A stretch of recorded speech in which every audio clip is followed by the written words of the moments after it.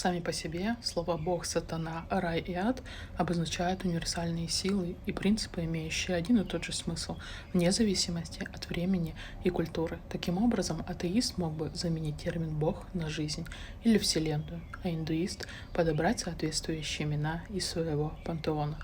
В рамках древнескандинавской традиции Тюр представлял бы библейского бога, а Локи или какое-то другое божество, принадлежащее к силам хаоса, сатану. Но даже используя религиозную терминологию, мы должны, следуя примеру древних каббалистов, заглянуть под покров слов и поискать скрытое послание, в том числе и в данной книге, кое подчеркивает важность темной стороны Каббалы.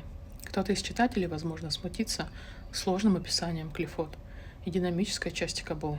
Однако необходимо понимать, что темные силы, выведенные в мирах, это не то серое зло, с которым мы сталкиваемся на страницах газет и в телепрограммах.